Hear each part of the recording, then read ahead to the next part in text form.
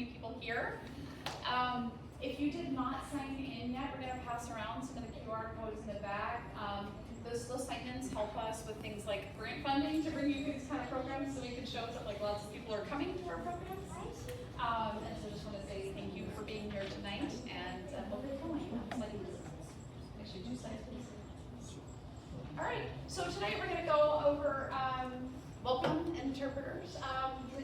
¿Alguien que necesita interpretación en español? Snacks. I'm actually not sure.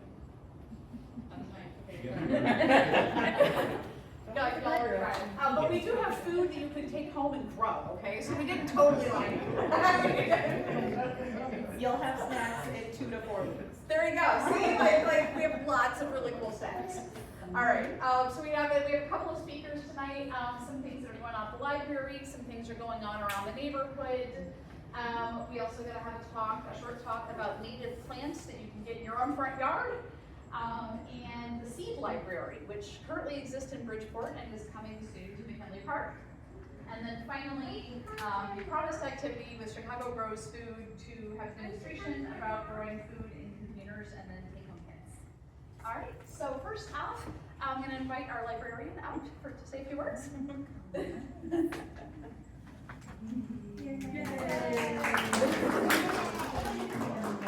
Hi, it's nice to meet you guys. I'm Shelley, I'm the branch manager here at McKinley Branch. I've been here since December. I've been a librarian for almost 20 years. I was the branch manager at the Clearville branch for the last 10 years.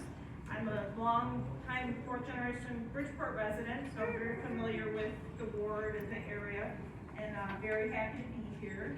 We have a great summer coming up.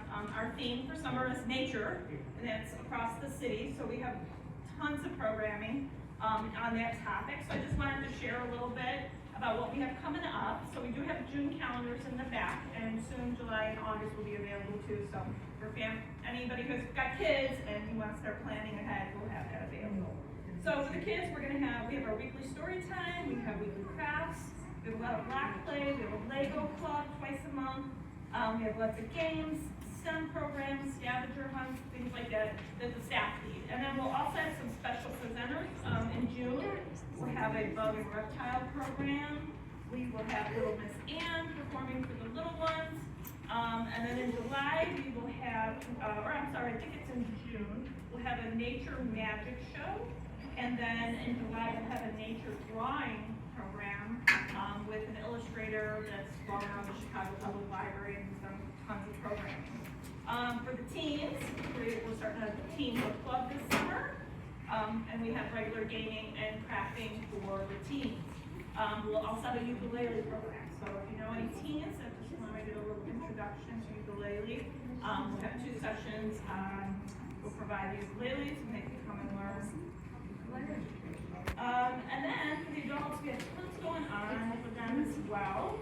So I do a monthly stitching group, so if you crochet, knit, embroider, I think we have a couple of people here today that attend. One in the back there. Any kind of stitching, arts, mending. It's just a social group. We get together on Monday night and we have some tea and we share tips and tricks and just do our thing. So it's been a nice little thing. We also have an adult craft club that I think is in like their 4th month. It's been going really well. They do that on a Sunday afternoon. So if you're interested in doing any adult crafting, we have that. We have an adult book club that's going very strong. We have about a regular 8 to 10 people attending that. I'm going to be starting a senior social group. So we've been asked, seniors have been really asking for things in the neighborhood. So we're going to try out some games for seniors and some coffee and see where that kind of takes us, maybe do some bingo. And then we'll have a couple of presenters, which is really awesome. We're going to have one on climate change, and then we're going to have one on canning and fermentation. So that's part of the summer theme system-wide programs going on. And then, of course, all the kids can sign up for the summer reading program, which is available at all branches. They get incentives for doing their reading. And it's going to change a little bit this year. So this year, they, instead of tracking minutes and books, they're going to encourage them to do reading by the day. So the idea is to do daily reading. So there's a number of days they'd like them to read over the summer.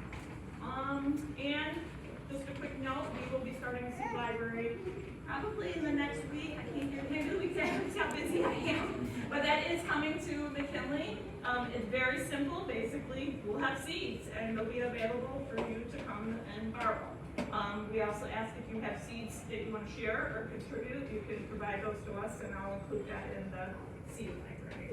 We also have Josh, if you want to come on up. Josh is from the Daily Library in Bridgeport, and he already has an existing seed library.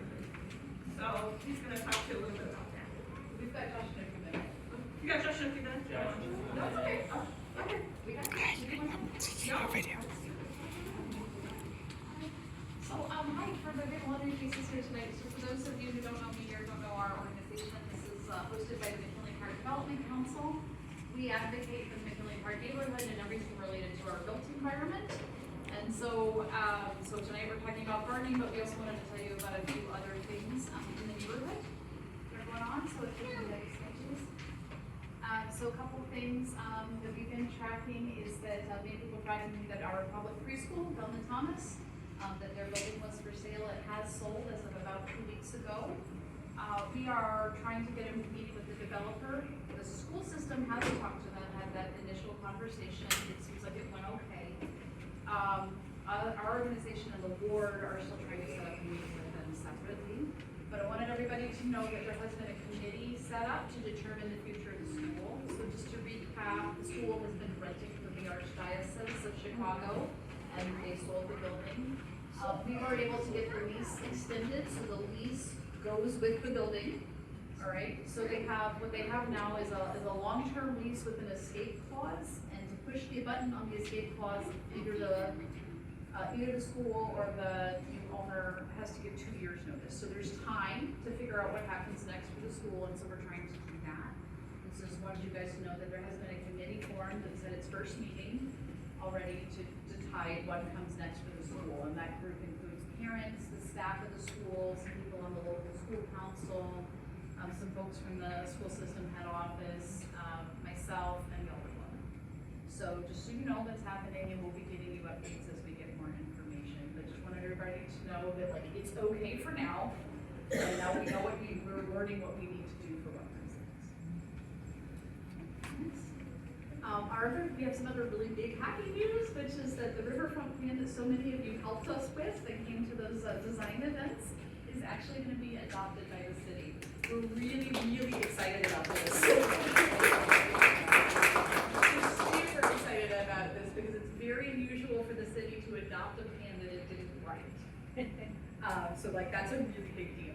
So, so this is kind of the basics. They're developing an implementation plan for our plan, and it will also additionally include some elements in the McKinley Park neighborhood plan and the South Branch Parks plan, which I think many of you probably also participated in, but that was a bit earlier, like 2018, 2019.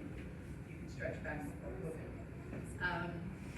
So we're really excited about that, and then the timeline is on the next slide. They made an introduction to the Plans Commission a few weeks ago, and then they'll work on the implementation throughout the summer, and it will go back to the Plans Commission for approval in the fall. So this is a really big deal for our neighborhood because it means we're going to get some city enforcement and hopefully also some cash to make this happen. So we're really excited about it. Moving along. We also, many of you attended the public meeting regarding a new condo development that's going to come in behind Mariano's. We're pretty, I mean, the devil is always in the details, but this one does seem like a good deal for the neighborhood. The lot is currently a junkyard, so it's not really contributing. It's going to be about 200 condos, and they're right next to Mariano's, so, you know, everybody should be able to walk to the L very easily. There's 2 bus stops right there, plenty of parking available, easy access to groceries, easy access to all the basic things that people need, be right next to that strip mall. They say these are gonna be starter homes, the range of 1 to 3 bedrooms, and they say that a 3-bedroom is gonna top out under $350 purchase price. So I'm really hoping that they are able to do that with the price of materials changing so much right now. But you know, it's really nice to see somebody come in and build starter homes because that's what our community really needs. Next, the water audit. So a lot of of you participated in that in the fall, where we had an event once a week where we gather in a location and go and document bike and pedestrian conditions throughout the southwest side. So we did that in McKinley Park, Bridgeport, and Chinatown. And we crunched all that data over the winter, and I wanted to show you guys a little bit about the results. Moving ahead, we had 2 focus groups, one in McKinley Park and one in Chinatown, where we looked at so these are some of the kinds of repairs that came up. For example, broken sidewalks, need bike lane, missing sidewalks, obstructions on sidewalks, I think given various things. So we said, hey, what are your priorities? And so I'm going to show you these results. I'm going to show you 3 different questions that we asked just to kind of an overview in McKinley Park and in Chinatown. And you can see that some things are really the same and some things are different. We think that a lot of that might be because Chinatown doesn't have as many cars and already has better bicycle infrastructure. But you can see here where sidewalk repairs, fixing incomplete sidewalks were the most desired repair in McKinley Park, followed by bike lanes, fixing the pavement and bike lanes. And then on the next slide, you can see that in Chinatown, everybody agreed that the sidewalks are the most important thing. But they were looking at different kinds of issues. They also prioritized potholes. And I think it's worth note that Chinatown has a lot of brand new bike lanes and other than the one. Some other questions that we asked about, remember that we're using the data that you all helped us collect to determine what kind of signs do we need to help people get to and from the river and to use the new riverfront path for getting around. And so we asked people, hey, what's most important? So in McKinley Park, people wanted basic wayfinding, like an arrow that says, Mariano's half a mile that way, right? And then area maps and some welcome signage. And then you can see that in Chinatown, they also agreed, they had the same agreement, but the proportions are quite different. So I thought that was interesting. And then the final one, select here, is also what features make you feel safest when you're walking. So you can see here where we are surrounded by state highways, and we've got 2 interstates. People were like, get rid of the cars. Not having cars makes me feel safe, followed by lighting and wider sidewalks and other people.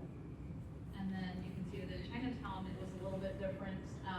Lighting and then getting people out. So I thought that was kind of an interesting result. So we just wanted to show you that we are collecting this data. We're sharing it with all of the transportation agencies and also all the developers coming into the neighborhood, because when there's a development coming in, that's when the city departments are really looking at an area, and so it's a good time to ask for improvements because they're already thinking about it. So that's what we've been doing with all this data to collect that and hopefully get those kind of improvements to our basic infrastructure so that everybody can feel safe. And then now I'm going to invite Kara up to talk about native plants. Thank you. Beavers. This is, my name's Kara Graves, and this is almost too early to talk about, but when I saw the topic, I thought we would just sneak in a few things. So a group of us have gotten together who are gardeners in McKinley Park, and if you're a gardener, you know that the first thing you run out of when you start to garden is space to put things in the ground. So that's one thing, we can just skip ahead. We are focusing on native plants.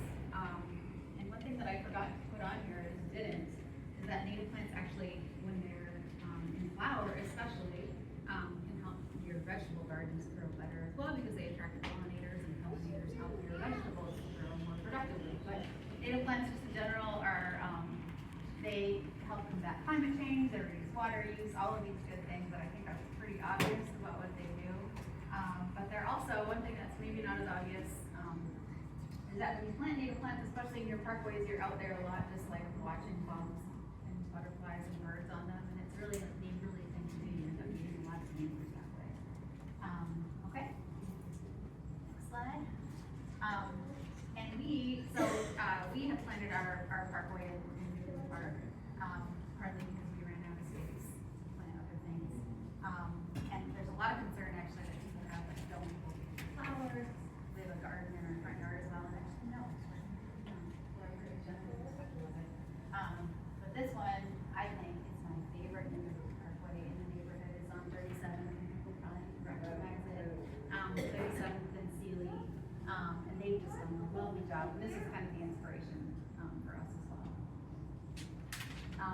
as was the Ravenswood Neighborhood Association, which is a Parkway planting program that's been around for about 10 years.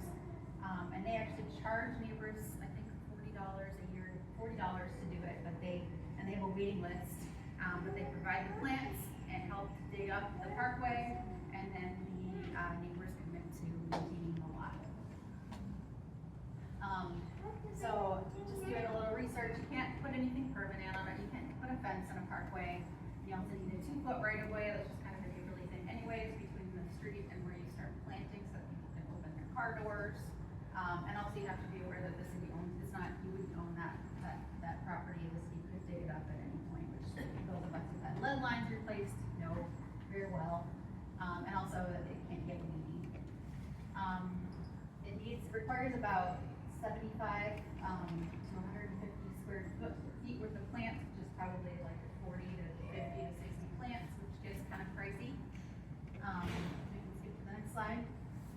So what we're doing is we're starting them from seed. So those of us who kind of volunteered on this idea started about 1,000 seeds last fall, and out of that we have, I don't know, a couple hundred plants that germinated.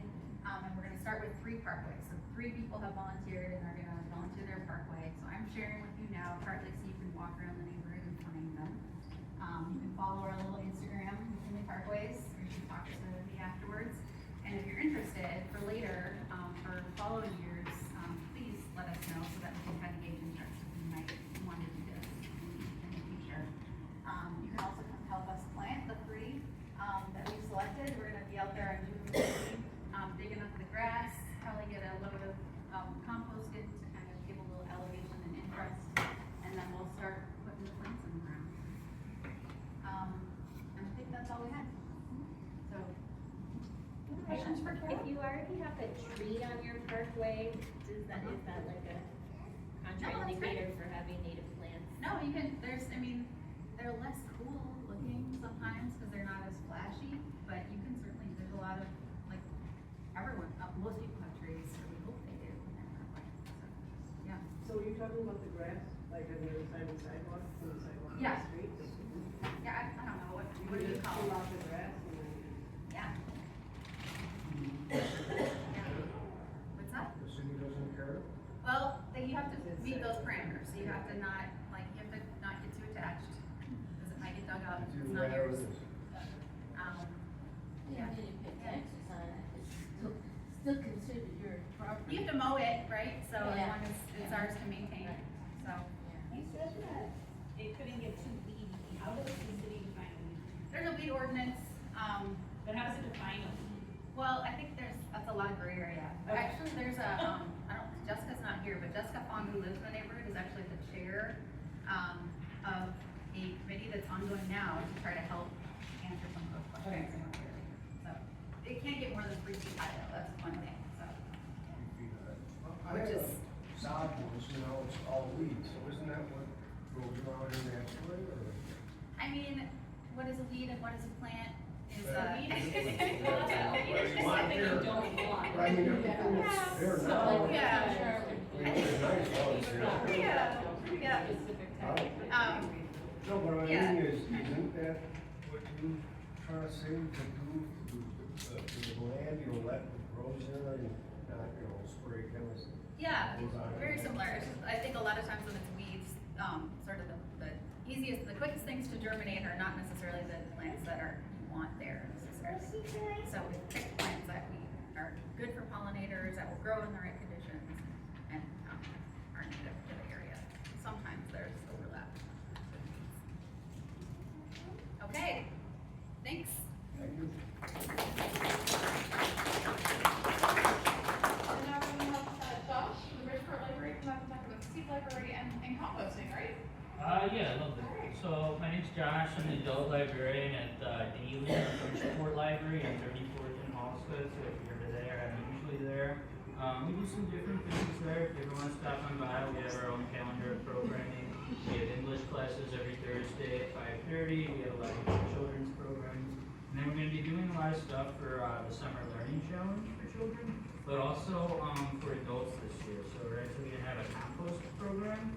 And I believe that'll be citywide, so if you want to look for that in a couple of weeks, you'll see different library branches will be offering take-home miniature compost kits and also classes that kind of teach you about different ways of composting and citywide initiatives for composting, like Main Streets and Sands is somehow involved, believe it or not. This is our seed library. I was invited to come talk about it. We started it more than a year ago. It's just a filing cabinet. We just wheeled it out and people have been contributing and taking seeds and it's kind of become a smallish big deal in the neighborhood. We partnered with some local gardeners. My friend Anna, who's a teacher at Kelly High School, and also works and volunteers part-time at Star Farm, has a wealth of seeds that she likes to donate. And then our other friend who runs annual seed swap at that little coffee shop also comes in and periodically kind of looks this up. So it's been a fun thing. A lot of people like to come check out seeds. Each drawer of the filing cabinet has different seeds. So some are like flowers, some are like garden veggies. I think we might even have one drawer that is native plants actually. So it's a pretty self-sufficient thing. I know Shelly said that they're going to get one going here in McKinley Park. But I know some of you actually do live in Bridgeport. If you ever want to contribute or just take some seeds, you're more than welcome. I expect it to grow during the summer. I did bring a few little seeds back there. There's some pumpkin seeds and I forget what else. You're welcome to take them home if you'd like. Alright. Does anyone have any questions about anything? Yeah. If you were to like donate seeds, what containers? So we can keep like little plastic bags. So you just kind of take as many as you want or leave as many as you want. Yeah. How old of seeds would you still be willing to accept? We How don't old really, would they buy it? we don't really monitor it. I don't know anything about gardening. I'm just a librarian. I think it's great, but yeah, we just let people kind of put whatever, and sometimes there's people that are really experts and kind of organize it for us. All right. Thanks, everyone. Thank you.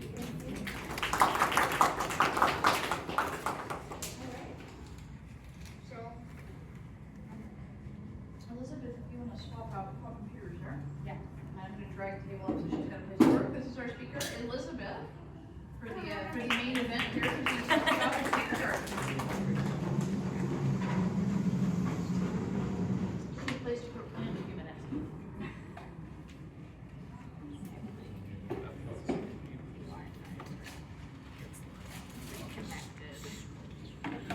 Well, she's doing that. We'll pass the cookies around because the snacks finally made it.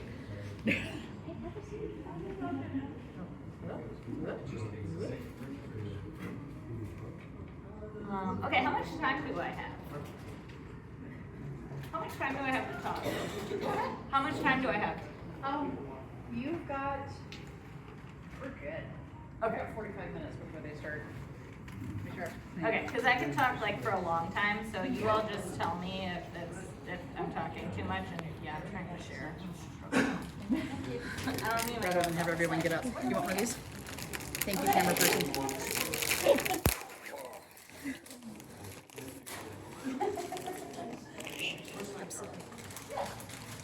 Okay, hi everyone. Thanks for coming today. I'm really excited to be here. I'm excited people showed up. I love when people are here supporting their communities. I also love when people want to come and garden. That's my job all day, so I like it when other people get as excited as I do.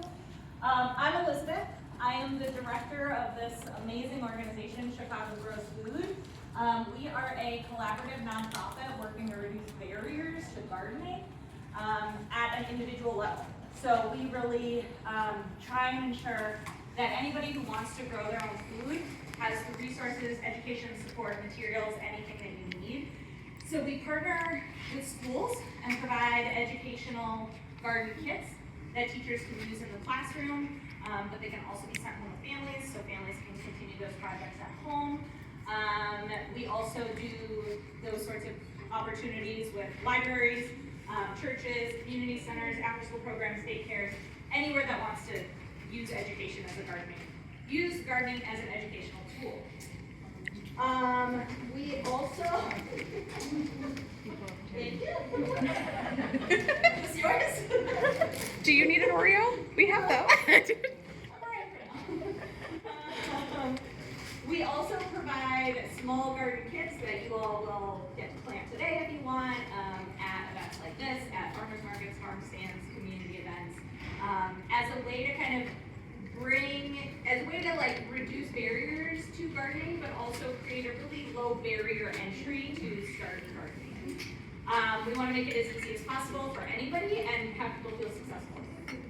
So, this is who we are, this is our mission, to creatively connect advocates for safe and environmentally conscious food production, land stewardship, food access, food security, and nutrition, catalyze and sustain equitable and holistic health efforts for communities in Chicago.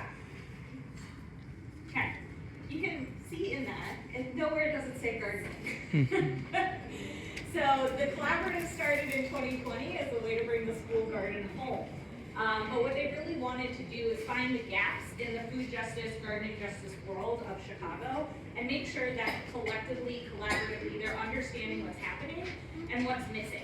So that's how this individualized approach came to be. So right now our vision is by reducing barriers to gardening, we hope to increase access to fresh produce, reduce food insecurity and the financial burden of procuring fresh produce, and improve health equity. Because we know that gardening is so much more than just food. And if you didn't know that, you learned something today, and you can go home because you're done. You learned something. Or you'll experience it when we actually start gardening. Next slide, please. So this is why we started. During the pandemic, there were large disparities of food insecurity across the country. So the collaborative came together and said, how do we support people in their homes? And so gardening can be a source of fresh produce and reduce food costs. And then a major study of our work that was done kind of showed how gardening was more than that. It got people outside more. It got people connecting with their family differently. It got people talking to their community in new ways. And so we said, okay, this is more than just produce. How do we keep this going? Teachers and parents and families were like, hey, can we keep getting free gardens? So we're figuring out how to keep doing that. The barriers that we often hear that we're trying to reduce are things like space, cost, and knowledge. So for now, all of our programming is free. We're hoping to keep it that way. If you're able to, there is a donate link in the front that will help us keep this programming free. We reduce space by offering a variety of sizes and options with our kits, with our garden supplies, and then knowledge. If there's time, I'll show our website and all of the resources available on there. This is very high level how we operate as an organization. I can go into it if you're interested, but essentially, I'm the executive director. The collaborating organizations are the decision makers. They tell me what to do. I figure out how to do it, and I figure out how to do it and partner with all of these, with this team. The collaborating organizations also tell us what partners we have. So where we want to install home gardens, which schools we want to go to, and this really ensures equitability so that it's not the schools with the highest resources reaching out to us and being like, hey, here, you have free gardens. But it's the schools that want a garden that maybe can't yet afford a full school garden, that want to just start somewhere, and we can support them. Next slide, please. So these are our main programs, the Grow Your Groceries Initiative. So as I mentioned, our grow kits, this is what we're going to be doing today. This is kind of where we start. This is where we like to introduce people to our work, introduce people to gardening. Feedback from our participants said we want to do more. We're sick of this tiny container. We want a bigger garden. As you said, the first thing you learn is that you don't have enough space. So we also started doing customized home garden installations. We offer people a few different choices based on their space and their needs and what they want to grow. And then hopefully they kind of take that and run away with it, but we want to be able to support them in that journey. You know, you can't compete somebody garden. There's a lot of information out there that's wrong. We want to make sure that they have trusted resources, support, that they can ask questions along the way. So we offer monthly workshops where an expert comes and talks about what's happening in the garden. You can ask questions, you can connect with other gardeners. We also have resources on our website. We have a weekly newsletter. Get on that, recipes, tips and tricks, all sorts of things. And then if you ever have a question that you don't know the answer to and the internet is overwhelming, you can email us. We have a team of experts ready to answer questions. I'm not that expert, so don't ask me today, please. Just kidding, I know some stuff. But the team of experts knows everything or knows where to go. So this is what we're gonna do today, our grow kits. It is a small fabric grow bag. You grow right in the container. You don't need to put this in the ground. This can go inside, outside, on a porch, on a deck, on grass, on concrete, on a windowsill, on a table. Whatever you have, you can grow in this bag. Now, I know some of you are already gardeners, so you do need healthy soil, you do need sun, and you do need water, right? All of those things are true. So if you have a house that doesn't get any sunlight, this is gonna be really hard to grow inside. It's gonna be really hard to grow food to eat inside without sun. But if you have a window that gets great sun, you can grow in it, and you can grow in a bag, and it's that simple. So that's what we're gonna do today. All of our kits come with a bag, a fabric bag, soil, an education booklet, and seeds. And kids can then use them in the classroom. They plant in the classroom. Teachers teach them about soil, teach them about how things grow, and then hopefully they get to eat it. Next slide, please. These are our home garden options. The photo on the left is one of my favorites, or your right, is one of my favorites. This shows that you really can grow anywhere. This homeowner, or this renter, didn't have a full yard, but they're growing 12 plants right on their steps. We really love these fabric bags because they're affordable for us to distribute, but they're also really light, they're movable, so if accessibility is an issue, if renting is an issue, this is an easy way to accommodate them. It also feels really, it's not intimidating, right? There's one plant per bag, you're focused on one plant, so if you're new, this is a really easy, simple place to start. These bags come with compost and soil. We want to make sure that they're healthy. We really encourage container gardening, especially on the south and west sides of the city. There's a lot of contamination in our soil, and we want to make sure that the plants are growing in healthy stuff. All of our home garden participants get one of these three options: a 100-gallon bag, a 4x4 bag, or 12 5-gallon bags. All of their pros and cons based on what you need. Seeds and seedlings, education booklet, soil compost, everything to basically grow. You gotta provide your own water, your own sun, and that's really it. All right, next slide. And then our education, so our monthly lunch and grows, our virtual help desk, email help desk, weekly resource emails, monthly newsletter. Get on our website, sign up for it, ask them how you get garden. We might not be able to do it this year because we already are at capacity for our home gardens, but we'll get you a kit, we'll get you started, we'll get you some seeds or seedling, we'll figure out how to get you going because we want everybody to grow their own food. Next slide, please. So this is our impact so far. It's actually more than this now because we're already in the spring of this year, so this is an old slide. But we have distributed over 18,000 of these small kits. That's 18,000 people in the city of Chicago who are one step closer to growing their own food, which is huge. You can see that we support the entire city. We know food insecurity is everywhere and it's not limited to one specific neighborhood, one specific zone. We really want to be intentional about that. We are focused on the south and west sides because that is where there are higher rates of food insecurity, also higher rates of soil contamination. We're in 66 of 77 Chicago neighborhoods so far. We've done over 150 unique home garden installations, and we have 12 collaborating organizations. So these are, I've talked a little bit about this. This is why we like the fabric grow bags.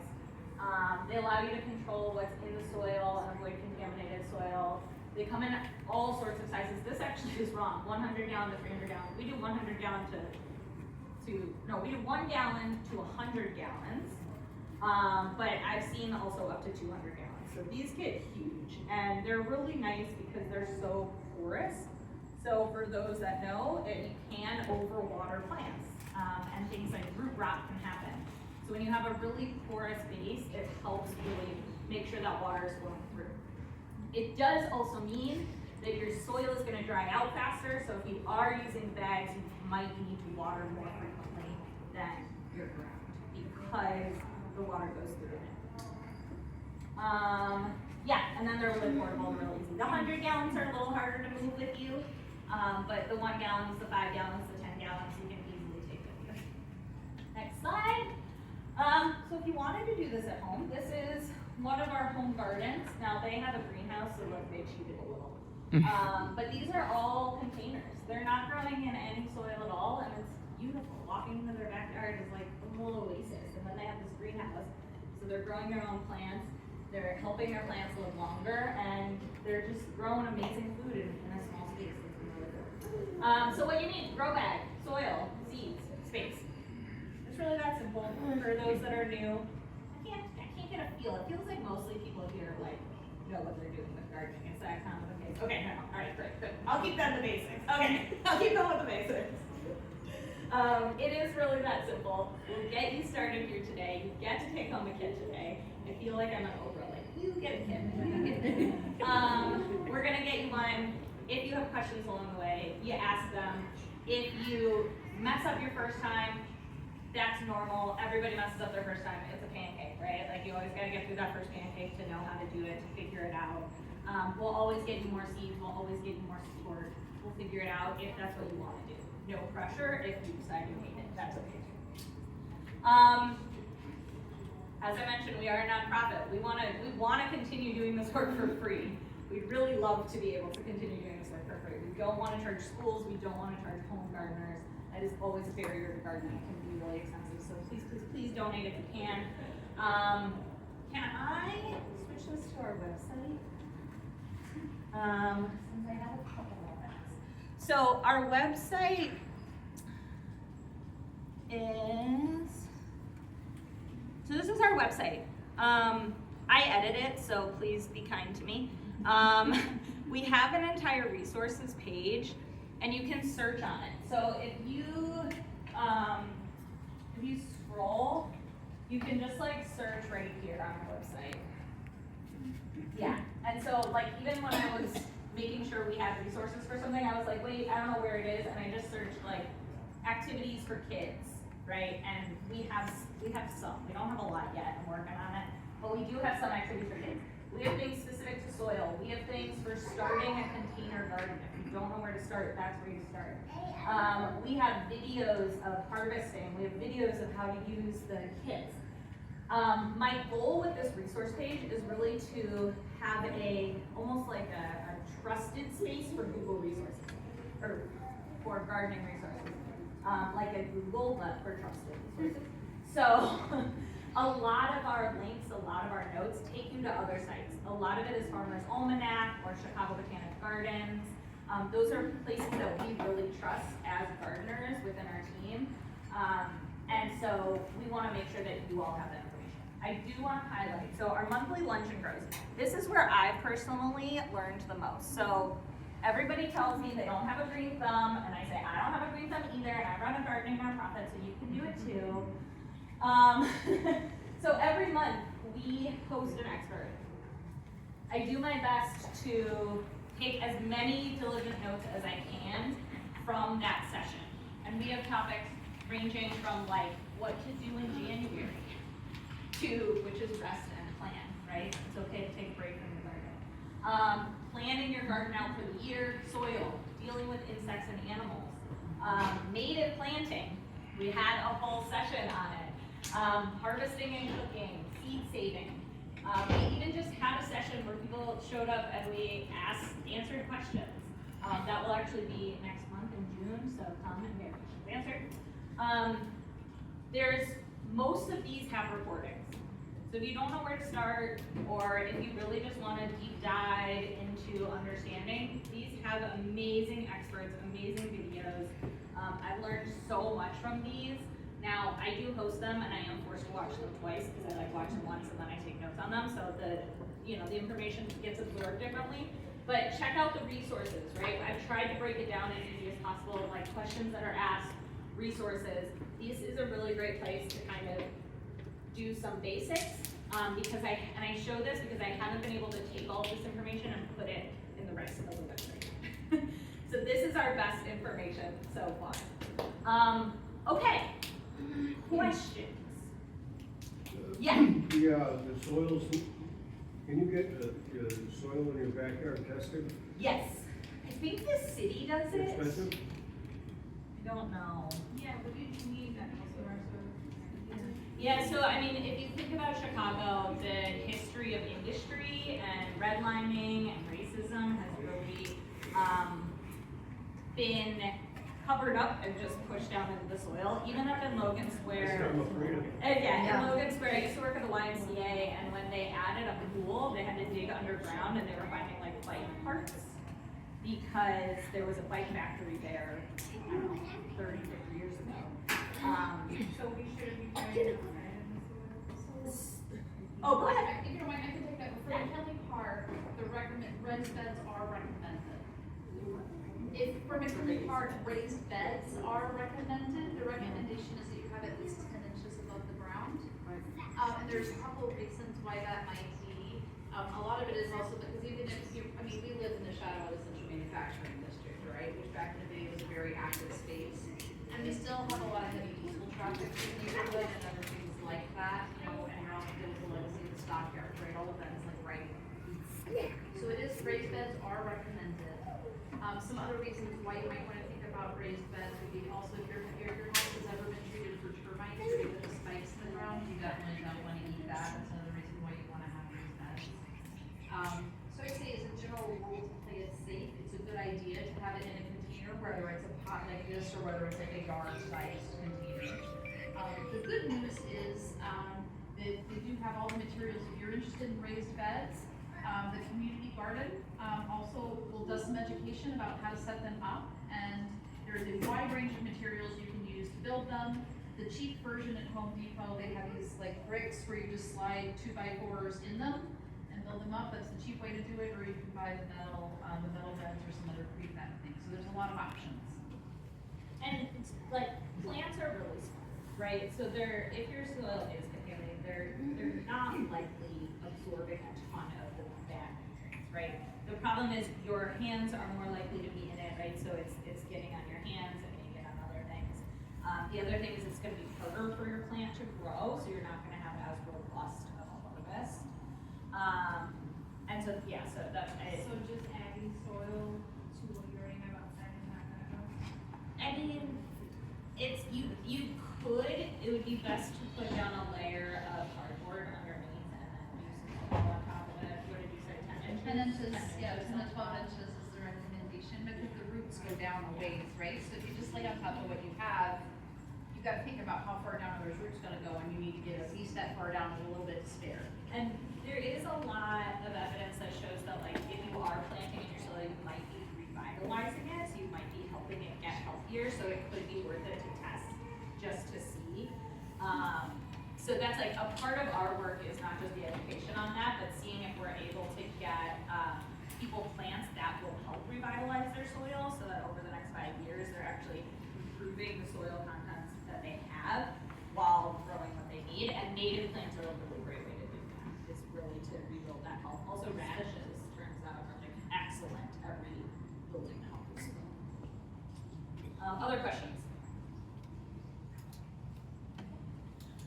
Cool. Okay, so in the back. Think about logistics before we Yes, go. go for it. Okay. So we had planned to move outside at this point in the program, but I think we all know what's been happening outside all day and it's super muddy.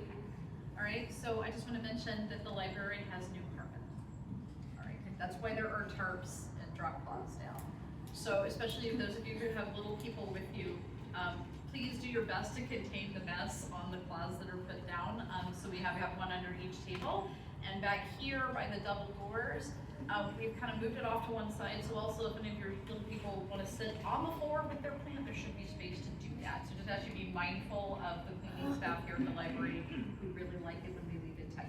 With that, I will let you, and also for everybody, as we move to the tables when it's time, if you can be mindful and let families with young children have those spots where there's more room for them to stop. Just so I'm not like staring right into a wall. Okay, so there's a bunch of boxes in the back. Each box has a fabric bag, it has soil, it has an education booklet, and it has seeds. We're gonna do this activity here if you all wanna stay. If you don't wanna stay, the box is there, easy to take home. I think we're at about 1 per family, maybe like How many? One Yeah. box for every 2 We people. have 38, we have 38 people here tonight, so. Okay, I If didn't you've got know enough, if then we can just go. for Yeah, it. no, I brought Yeah. 50. All right, so 1 per person. Yeah, and I mean, it's pretty straightforward. We're gonna take the bag, we're gonna take the soil out of the fabric bag, and then, I'm not gonna do the full demonstration because I don't wanna make a huge mess. So I'm gonna kinda like pretend. We're gonna do like the magic of TV. You're gonna pour the soil from the plastic bag into the fabric bag. This is the most important part that people don't always do.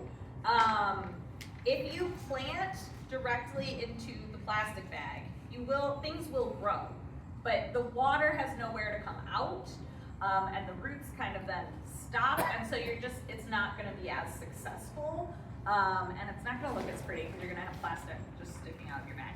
But essentially you are going to pour all of the soil into the fabric bag. We'll magic of TV it, and then, okay, but you probably will use all of your soil. And then you're gonna take your packet of seeds.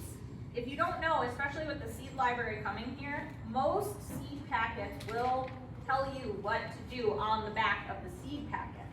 So it'll tell you how deep to plant it, it'll tell you how far apart to plant seeds, it'll tell you what kind of sun it needs. If you don't know what any of that means, the education booklet will help guide you. This will talk about what it means to have partial sun, what it means to have full sun. It also talks about watering and how often to water and how to measure if you need water. So you're gonna open your seed packet. These are old packets. We get them for free. They are donated. These are just a year or 2 old. What that means, they will still work, so don't panic. So that was a great question of like, what age of seeds, because the older the seeds, the more seeds it takes to germinate. So similar to like herbs, right? Like your herbs don't really go bad, but they may lose some flavor over time, so you gotta use more in order for it to be the same flavor. That's what we're doing with seeds. So if they're a little bit older, instead of just putting 1 seed per hole, you're maybe gonna put 2 or 3. I've heard of that every year past, you wanna like add a seed per hole. I don't know if that's like a tried and true rule. I kind of just go with what I feel like, and you can always plan it out here. I'm what they call a chaos planter, where it's just like, let's do this and see what happens. So this is how chaotic I am. I don't use a ruler when measuring. My finger is good enough. If it says a 1/2 inch or a quarter, usually it's a 1/2 inch or a 1/4 inch. This is a 1/4 inch. So my 1/2 inch is about my first knuckle on my finger. So I go like a little less than that, right? You can be more scientific. You can use a pencil. You can measure on the pencil. You can stick it in. All of the ways are great. If you are enjoying yourself and you are getting your hands dirty, I'm personally very happy. Yeah, so then usually I poke 2 or 3 holes in the bag, depending on the plant. For parsley, I'm gonna do 2. We also have lettuces. I would probably just do 1 of those, and then I'd probably do 3 or 4 seeds in that 1 hole. Then we're gonna cover up the hole, we're gonna give it water when you get home, and then we're gonna watch it grow. Sun, water, love. Yes? What happens if the roots can the roots go through the bag? I haven't seen it yet. It's a pretty solidly made bag. If the roots do go through the bag, that means you have a really, really healthy plant and it's like really happy. So then you would probably want to actually remove it from the bag and move it to a bigger container. Yeah. That was a great question. Yeah. And the water doesn't come out the sides, it only comes out the bottom. So if you do use it inside, put something under it. I recommend you can even use the plastic bag. So when you poured all of your soil out, you can use the plastic bag under it to help catch the water, especially on a windowsill. You can also use the plastic bag over it as a mini greenhouse. So for days like today that maybe are a little bit colder, you just keep it nice and warm with the bag. Put it back. Yes. What is your question? Well, will your plant grow even if you leave it inside? Maybe. You gotta make sure it's in a windowsill that gets a lot of sun. But if it gets a lot of good sun and you water it every day, then it should still live, even if it's inside. That's a great question. Yeah. Yeah, did you have a question, or are you just jamming? Jamming. Other questions, yeah? Are these bags, can we use it again next year? Yes. 10 years from now? Or- We don't know the longevity of these bags yet. We've only been around 5 years. And we haven't yet had to replace anyone's bags. The big 100-gallon bags, you know, depending on what kind of like sturdiness you have inside, they tend to like to lean one way or another. They're not like that structured. I'm using 5-gallon bags on my balcony that are maybe 3 years old at this point. There are different colored ones. We use Root Pouch. This is our favorite. They're really wonderful to us. And they have blue and green and gray bags. And the gray bags do tend to change colors a little bit, just with the soil and the water and the sun combination. So they're not as pretty, but they still function. Yeah, other questions? Okay. When do we plant things? Yes. I have lettuce, mostly lettuce. In these small bags, I brought things that are gonna grow well. So lettuce, parsley, what else? Lettuce, parsley, peas, and some beans. The peas and beans, you know, will grow well enough. You're not gonna get like full harvest, but you are gonna get some. The lettuce grows really well in these bags. And herbs grow really well in these bags, so I did try to bring those. And then if you did want to use a bag, the 5-gallon bags are really great for tomatoes and peppers and tomatillos. And all of that information is in here.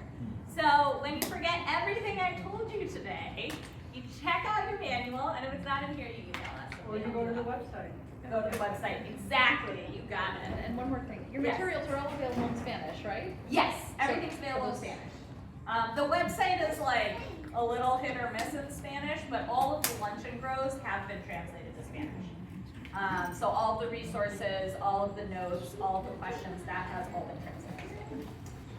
Okay, I don't know, if you want like them to do a line, do you want them to Yeah, grab we can and just pass them grab out. one, Well, we pass can them either out? come around to everybody, or what would you prefer? Put it on the table. Let's put them on the table, that's good, yeah. Let's put them on the table. All right. Put them on the table? Okay. So remember, if you can put little people at this table so there's room for them to sit on the floor, and everybody else, let's go for it.